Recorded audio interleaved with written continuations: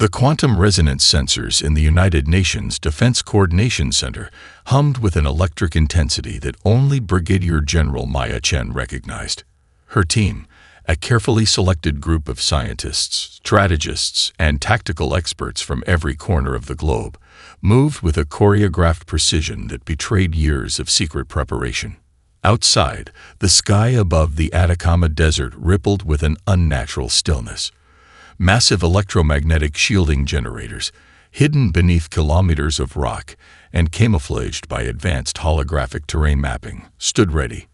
They were humanity's first line of defense, a line that no alien intelligence had ever detected. Incoming hyperspace signature, Lieutenant Ahmed Rodriguez called out, his fingers dancing across a holographic interface that looked more like an artist's canvas than a military control panel.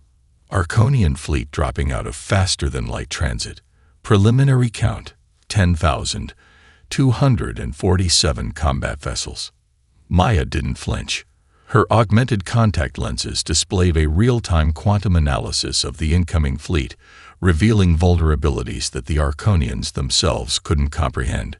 Each ship was a mathematical puzzle waiting to be solved, its technological defenses already being decoded by the Quantum Adaptive Response Network.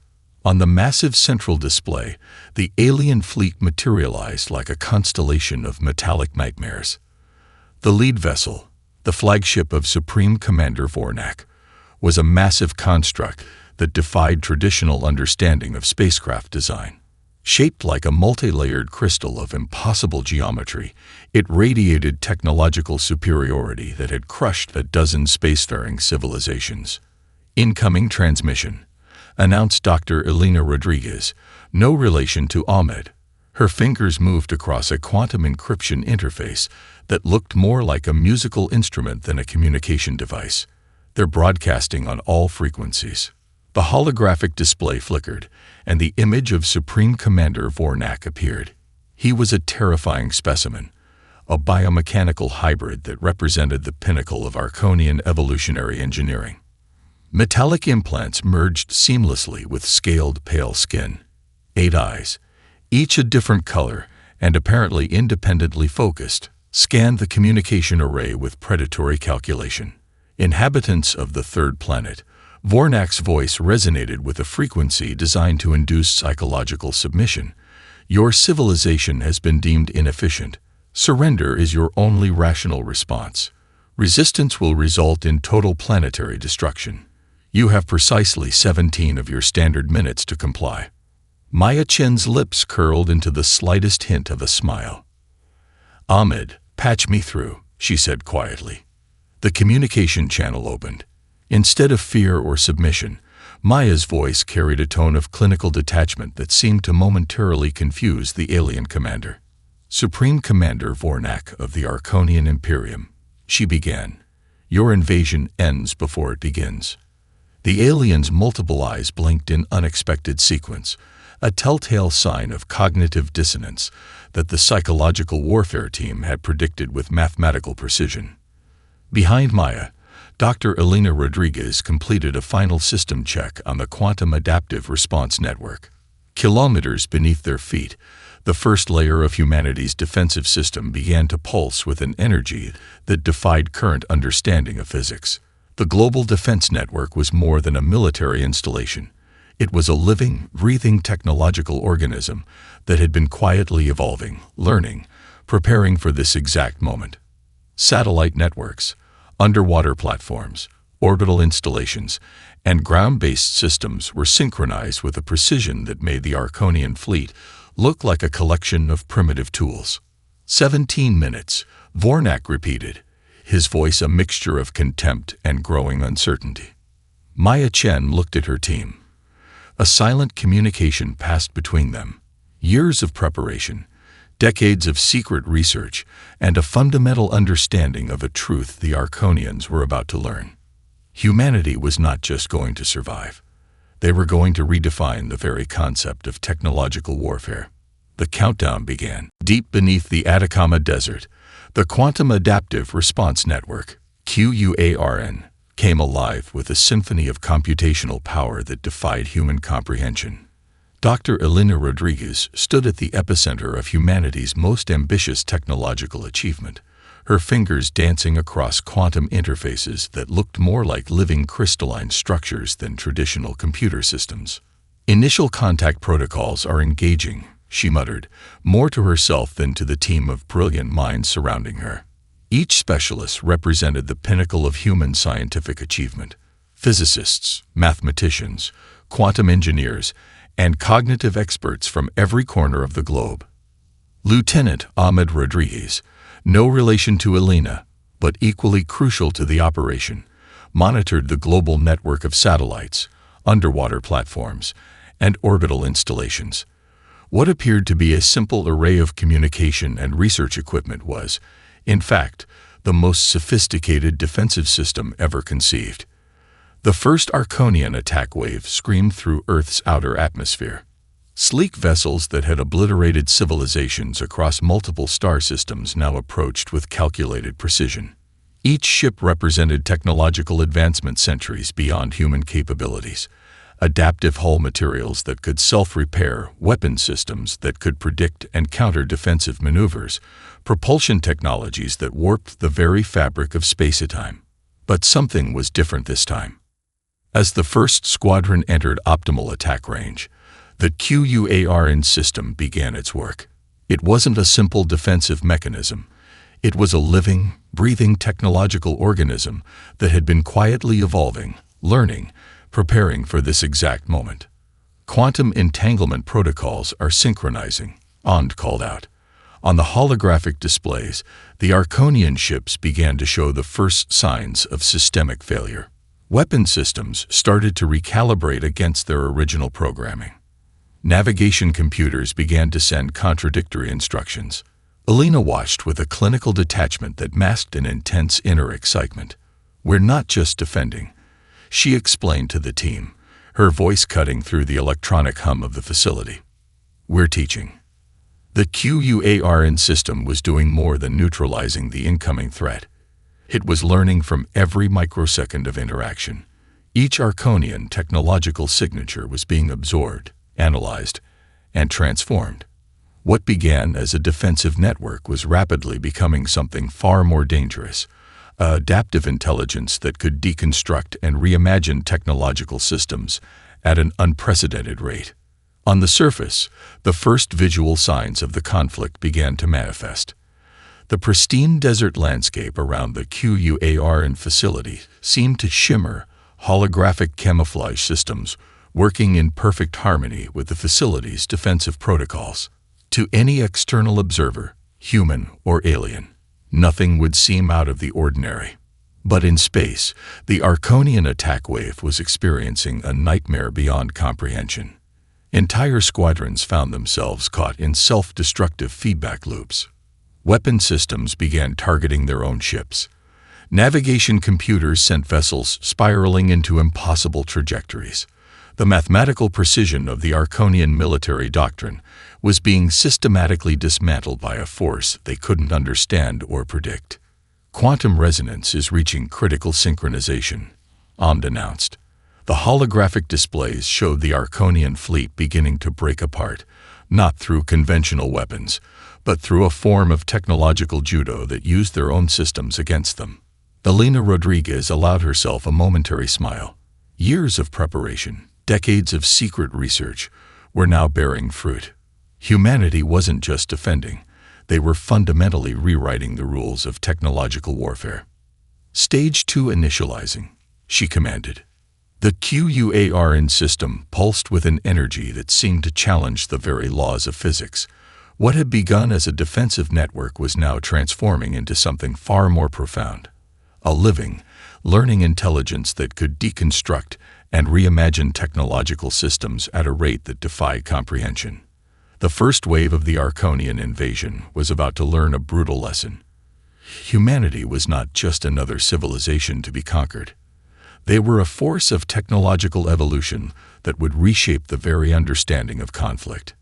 And this was just the beginning. The command deck of the Arconian flagship Voidbreaker descended into a maelstrom of controlled panic. Supreme Commander Vornak's multiple eyes flickered with a combination of rage and growing uncertainty, an emotion he had not experienced in over 3 centuries of military conquest. "Tactical report," he demanded, his voice a low resonant growl that typically induced automatic submission in his crew. This time, silence answered. Lieutenant Cryax, the senior tactical officer, struggled to maintain composure. The holographic displays surrounding the command deck showed something impossible. Their most advanced warships were being systematically neutralized, not by conventional weapons, but by a form of technological and psychological warfare that defied all known military doctrine. "Commander," Cryax's voice trembled. "Our systems, they're being rewritten faster than we can isolate the intrusion. It's as if the human defense network is learning and adapting in real time." A secondary communication channel erupted with a transmission that sent a chill through the entire command deck. It wasn't a threat. It wasn't a demand for surrender. Instead, it was a meticulously crafted psychological assault that targeted the very foundations of Arconian cultural and military identity. The transmission began with a detailed historical analysis of the Arconian Imperium's most significant military failures, battles and conflicts that had been carefully erased from official historical records. Each detail was presented with such precision that it was clear the humans had not just studied Arconian history, but had penetrated the most secure archival systems of the Imperium. Dr. Aria Chen, the lead psychological warfare specialist for the United Nations Defense Coordination Center, had spent years preparing this precise moment. Her team wasn't just a group of military strategists. They were cognitive architects who understood that true warfare happened long before the first shot was fired. "The transmission is a quantum-encrypted mimetic payload," explained Dr. Marcus Rodriguez, Aria's primary collaborator. "We're not just providing information. We're creating a cognitive dissonance that will systematically undermine their military and cultural cohesion." Each piece of transmitted data was carefully designed. Historical records were interwoven with psychological triggers that would resonate with the deepest cultural traumas of the Arconian species. They showed not just failures, but the systemic weaknesses that had been hidden for generations. On the Arconian flagship, Lieutenant Cryax found himself experiencing something unprecedented: doubt. The transmitted information challenged everything he understood about his civilization's narrative of superiority. Memories of suppressed historical events began to surface, memories that had been carefully hidden by generations of imperial conditioning. Supreme Commander Vornak recognized the danger immediately. This was more than an information attack. It was a surgical strike against the psychological foundations of Arconian military culture. "Block the transmission," he roared, but it was too late. Across the invasion fleet, communication channels began to fragment. Soldiers and officers started questioning not just the invasion, but the entire philosophical and cultural framework of the Arconian Imperium. The humans had found a way to weaponize information itself. Dr. Chen watched the results through a complex quantum monitoring system. Each transmission was a carefully designed algorithm, a piece of cognitive warfare that would continue to propagate and evolve even after initial contact. "We're not just defending," she explained to her team. "We're demonstrating that technological superiority is meaningless without psychological resilience." The Arconian invasion fleet, once a symbol of unquestionable technological supremacy, now found itself caught in a conflict it could neither understand nor effectively combat. Their most advanced systems were being turned against them.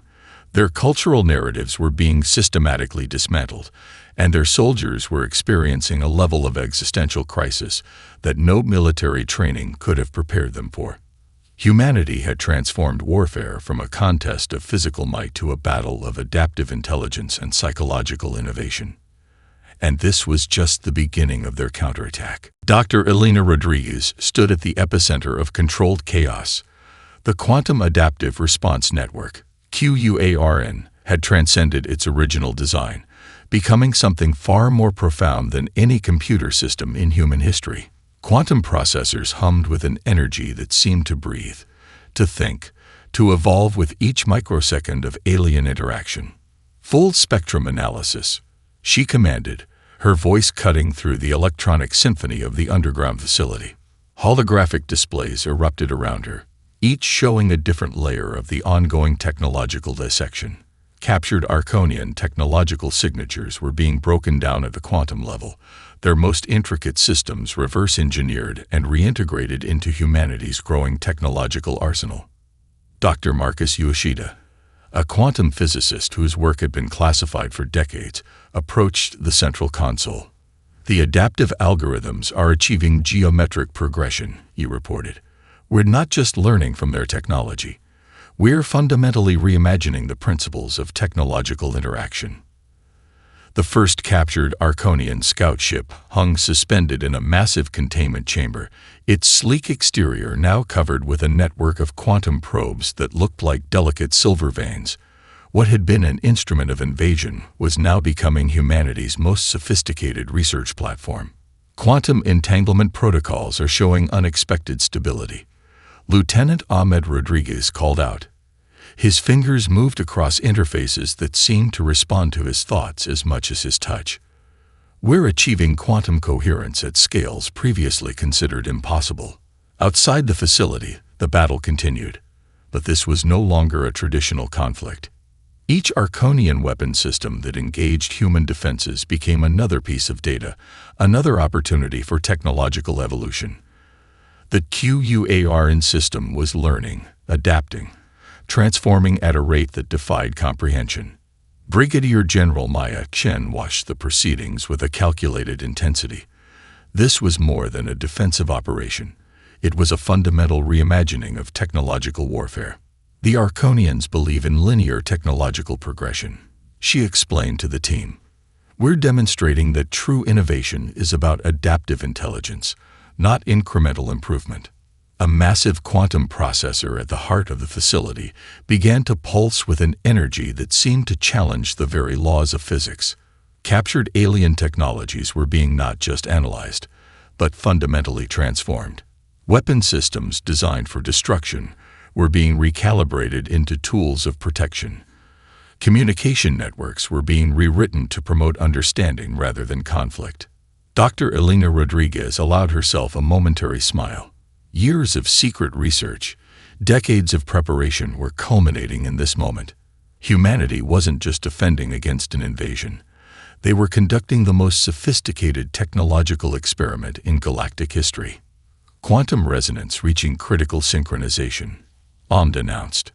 The containment chamber housing the captured Arconian scout ship began to shimmer.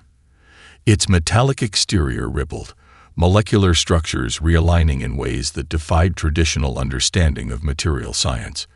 What had been an alien weapon was being transformed into something entirely new, a hybrid technology that merged the best of Arconian innovation with human adaptive thinking. "We're not reverse engineering," Dr. Yoshida explained to a group of stunned junior researchers. "We're engaged in a form of technological dialogue. Each system we analyze teaches us something fundamental about the nature of technological evolution." Across the global network of hidden facilities, similar operations were underway. The QUARN system was more than a defensive network. It was a living, learning intelligence that could deconstruct and reimagine technological systems at a rate that would reshape human understanding of innovation. The Arconian invasion fleet was about to learn a brutal lesson. Humanity was not just another civilization to be conquered. They were a force of technological evolution that would fundamentally challenge everything the aliens understood about technological progress. As the quantum processors continued their silent, intense work, the boundaries between defense, research, and transformation began to blur. This was humanity's true weapon, not a gun, not a shield, but the ability to look at a challenge and see not an obstacle, but an opportunity for unprecedented growth. The Galactic Council chamber fell into a stunned silence. Representatives from over 63 spacefaring civilizations stared at the holographic transmission, their collective disbelief palpable in the charged atmosphere. Ambassador Zara Kalin of the Nexus Concordat was the first to break the silence. Her crystalline form shifted with emotional undertones that translated to a mixture of fear and fascination. "The humans have done what no species has ever accomplished," she stated, her voice resonating through quantum-encrypted communication channels. "They're not just resisting the Arconian invasion. They're fundamentally dismantling the technological and psychological foundations of an empire that has dominated galactic politics for centuries." Hidden communication networks exploded with activity. Some saw opportunity. Others saw an existential threat. The Quantum Diplomatic Relay, a covert communication system developed by human intelligence agencies, was working overtime. Each transmission was a carefully crafted piece of strategic communication, designed to reshape the galactic political landscape with the same precision that the Quantum Adaptive Response Network, QUARN, was dismantling Arconian technology. Deep within the United Nations Defense Coordination Center, Ambassador Michael Chen supervised the most sophisticated diplomatic operation in human history. Unlike traditional diplomatic approaches, this was a multi-dimensional strategy that merged technological insight, psychological warfare, and strategic communication. "We're not just defending," he explained to his team of diplomatic specialists. "We're redefining the entire concept of interstellar conflict." On the hidden diplomatic channels, human representatives began sharing unprecedented levels of technological and strategic information, not as a show of force, but as an invitation to collaboration. Detailed analyses of the Arconian invasion's technological weaknesses were distributed, not as classified intelligence, but as an open-source challenge to galactic innovation. The Verdant Collective, a federation of plant-based intelligent species that had long been oppressed by Arconian expansion, was the first to respond officially. Their ambassador, a massive bioluminescent entity named Rogzel, transmitted a message that sent shockwaves through the galactic diplomatic community. "Humanity has demonstrated something far more important than military prowess," Rogzel's transmission read. "They have shown that technological superiority is not about destruction, but about adaptive intelligence and collaborative potential." Admiral Sandra Rodriguez of the UN Space Defense Force monitored the developing situation with calculated precision. The ongoing conflict was no longer just a battle against the Arconian invasion. It had transformed into a profound demonstration of humanity's unique approach to technological and social evolution. "Each transmission is a quantum-encrypted algorithm," she explained to her strategic team. "We're not just sharing information. We're creating a new framework for interstellar cooperation." The Galactic Council's emergency session became a battlefield of ideas. Representatives from species that had been conquered or marginalized by the Arconian Imperium began to see humanity not as potential conquerors, but as a catalyst for fundamental change. Diplomatic backchannels revealed a complex web of potential alliances, technological exchanges, and strategic realignments. The human approach was revolutionary. Instead of demanding loyalty or submission, they were offering a new model of collaborative development. Dr. Elena Rodriguez, watching from the QUARN facility, understood the deeper significance. This was more than a diplomatic maneuver. It was a fundamental reimagining of interstellar relations. "We're demonstrating that true strength isn't about domination," she told her team. "It's about the ability to adapt, to learn, to transform." As the galactic political landscape began to shift, one thing became clear. The Arconian invasion had triggered something far more profound than a simple conflict. Humanity was introducing a new paradigm of interstellar interaction, one based on collaborative intelligence, adaptive potential, and a vision of progress that went beyond traditional concepts of power. The tremors would be felt across the galaxy for generations to come. Supreme Commander Vornak's flagship trembled, not from external damage, but from an internal collapse more devastating than any physical assault. The command deck, once a testament to Arconian technological supremacy, now resembled a fractured nightmare of failed systems and crumbling psychological resolve. "Full reserve fleet," Vornak commanded, his multiple eyes flickering with a combination of desperation and an emotion closest to fear.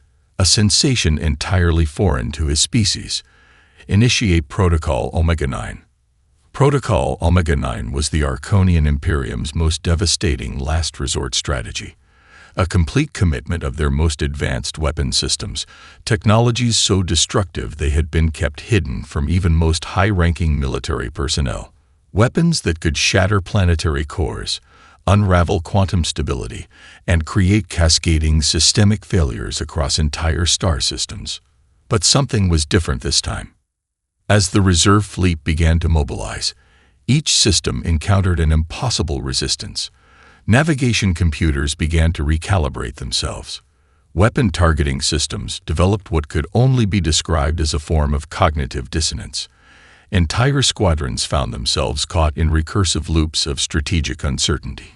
In the United Nations Defense Coordination Center, Brigadier General Maya Chen watched the unfolding scenario with a clinical precision that masked an intense intellectual excitement. "They're deploying their hidden arsenal," she announced to her team. "And we're going to turn it into our most sophisticated data collection opportunity." Dr. Elena Rodriguez approached the primary quantum interface, her fingers moving with a precision that seemed to blur the line between human operation and technological symbiosis. The Quantum Adaptive Response Network, QUARN, was about to demonstrate why it was far more than a defensive system. Quantum entanglement protocols are reaching maximum synchronization. Lieutenant Ahmed Rodriguez called out. The holographic displays around the command center showed the Arconian reserve fleet beginning to disassemble itself, not through conventional warfare, but through a form of technological deconstruction that challenged fundamental understanding of systems interaction. Vornak realized the true nature of the conflict in that moment. This was not a traditional military engagement. The humans had transformed warfare into something that defied every strategic doctrine the Arconian Imperium had developed over millennia. Each weapon system deployed by the Arconian fleet became another piece of data for the QUARN system. Advanced quantum processors analyzed, learned, and began to predict technological behaviors at a rate that made the most sophisticated Arconian predictive algorithms look like primitive calculation tools. "We're not just defending," Dr. Marcus Yoshivet explained to a group of stunned junior researchers. "We're engaged in the most sophisticated form of technological dialogue ever conceived. Each system they deploy teaches us something fundamental about the nature of technological evolution." The breaking point was not a moment of destruction, but a moment of profound transformation. Arconian communication channels began to fragment. Soldiers and officers experienced a collective cognitive breakdown as the psychological warfare, initiated in previous stages, began to reach its full potential. The carefully constructed narrative of Arconian superiority was systematically dismantled, replaced by a growing awareness of the fundamental limitations of their technological and cultural approach. Vornak's final transmission to the Arconian High Command was a masterpiece of unintentional vulnerability. Every word, every tactical assessment was simultaneously being analyzed by multiple layers of human intelligence systems. "The humans are not a species to be conquered," the transmission read, a statement that would echo through Arconian history. "They are a fundamental reimagining of technological and strategic potential." As the reserve fleet continued its impossible descent into systemic failure, humanity was writing a new chapter of interstellar conflict, one that went far beyond traditional concepts of warfare. This was not just a defense. This was a demonstration of a fundamental truth. True strength lies not in destruction, but in the ability to understand, adapt, and transform. The breaking point had been reached, and humanity was just getting started. The first human strike teams materialized near the Arconian core worlds with a precision that defied conventional understanding of space travel. They weren't traditional military units, but hybrid teams of scientists, strategists, and adaptive technology specialists who represented the pinnacle of human innovation. Dr. Elena Rodriguez led the primary intervention team, her quantum adaptive combat suit seamlessly integrating with the most advanced technological systems humanity had ever conceived. Each team member was more than a soldier. They were living nodes of a distributed intelligence network that could analyze, adapt, and transform faster than any known technological system. Intervention protocols initiating. She communicated through a quantum-encrypted channel that seemed to exist in multiple states simultaneously. The targeted Arconian worlds were not going to be conquered. They were going to be fundamentally reimagined.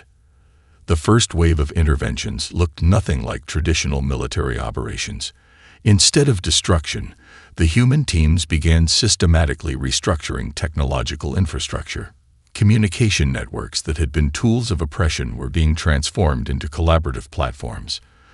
Defensive systems designed for subjugation were being recalibrated to promote planetary protection and mutual development. Admiral Sandra Rodriguez oversaw the operation from the UN Space Defense Force's Quantum Command Center. "We're not just dismantling an empire," she explained to her team. "We're offering a new paradigm of technological and social development." On the Arconian world of Vornax Prime, the intervention began with something unexpected. As human teams approached critical infrastructure, they didn't deploy weapons. They deployed adaptive quantum processors that began to interface with existing systems, revealing generations of suppressed technological potential. Manufacturing facilities designed for military production were systematically transformed. Weapon assembly lines became platforms for collaborative technology development. Defensive installations were reimagined as research centers that could benefit multiple species.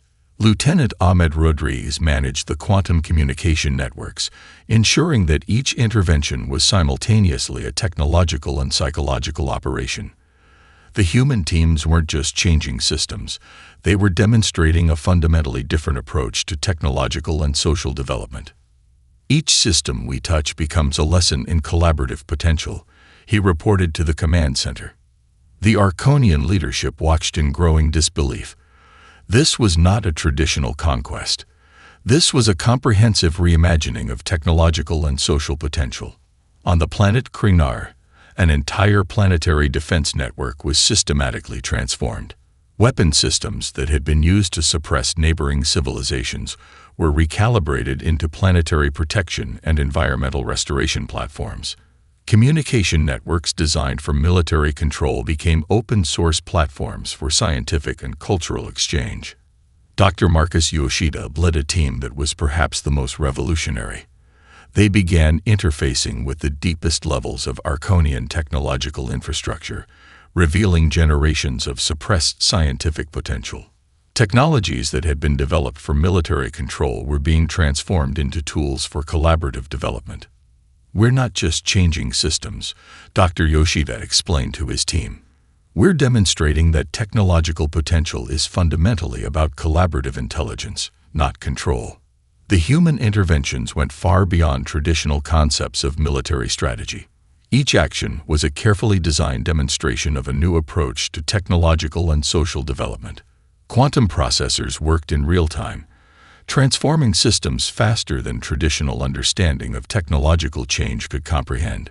Supreme Commander Vornak, watching from his increasingly isolated command center, realized the true nature of the conflict. This was not a war of destruction. This was a comprehensive demonstration of a fundamentally different approach to technological and social evolution. As the interventions continued, something profound began to emerge. The Arconian worlds were not being conquered. They were being invited to reimagine their entire understanding of technological and social potential. The counteroffensive was about to change everything. Humanity was writing a new chapter of interstellar interaction, one that went far beyond traditional concepts of conflict and conquest. 5 standard galactic cycles after the initial Arconian invasion, the universe had transformed in ways no civilization could have predicted. The United Nations Galactic Coordination Center stood as a testament to humanity's unprecedented approach to interstellar relations. It was neither a military installation nor a traditional diplomatic facility, but a living, breathing nexus of collaborative potential. Representatives from over 127 different spacefaring civilizations moved through its quantum adaptive halls, their interactions facilitated by technologies that blurred the lines between communication, diplomacy, and collective intelligence. Dr. Elena Rodriguez, now the primary architect of humanity's interstellar strategy, stood at the center of this new reality. Her quantum adaptive interface allowed her to simultaneously process diplomatic negotiations, technological developments, and strategic analyses that would have overwhelmed multiple artificial intelligence systems just years before. "We're not building an empire," she often explained to visiting delegations. "We're creating a framework for collective advancement." The former Arconian core worlds have been transformed beyond recognition. What were once military strongholds were now collaborative research centers. Planetary defense systems had been reimagined as environmental restoration platforms. Communication networks that once suppressed information now served as open-source repositories of scientific and cultural knowledge. Supreme Commander Vornak, now a key advisor in the new Galactic collaborative framework, stood as living proof of the profound transformation. The once feared military leader had become an advocate for a fundamentally different approach to interstellar relations. "We'd misunderstood the nature of advancement," Vornak would explain to delegations, his multiple eyes reflecting a wisdom that came from complete systemic defeat. Technological superiority is not about domination, but about collaborative potential. The Quantum Adaptive Response Network, QUARN, had evolved beyond its original defensive purpose. It was now a living, galaxy-spanning intelligence that facilitated technological and cultural exchange. Research centers on multiple planets worked in real time, sharing discoveries that would have been unimaginable under the previous galactic power structures. Admiral Sandra Rodriguez oversaw the ongoing transformation.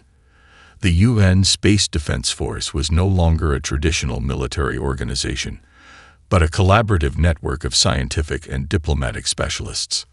Their primary mission was no longer defense, but the facilitation of collective advancement. On the planet Krignar, once a symbol of Arconian military might, a massive research complex now stood. Scientists from dozens of different species worked together, their quantum adaptive interfaces allowing for levels of collaboration that transcended traditional biological and technological limitations. Lieutenant Ahmed Rodriguez managed the quantum communication networks that had become the nervous system of this new galactic framework. Each communication was simultaneously an act of diplomacy, scientific exchange, and collective intelligence generation. The technological developments were profound. Faster-than-light communication systems developed through collaborative research, environmental restoration technologies that could heal planets previously devastated by military conflicts, medical advances that could extend life and reduce suffering across multiple species. Dr. Marcus Yoshida led a team that was perhaps the most revolutionary. They had developed quantum adaptive interfaces that allowed for unprecedented levels of cross-species communication and understanding. Languages, cultural contexts, even fundamental thought processes could now be translated and shared with a depth previously unimaginable. The Verdant Collective, the Nexus Concordat, and dozens of other species that had been marginalized under the Arconian Imperium now found themselves at the forefront of a new approach to galactic development. The old paradigms of conquest and control had been replaced by a framework of collaborative potential. "We didn't win a war," Brigadier General Maya Chen would often say. "We demonstrated a fundamentally different approach to existence." As the first decade of this new galactic framework concluded, something profound had emerged.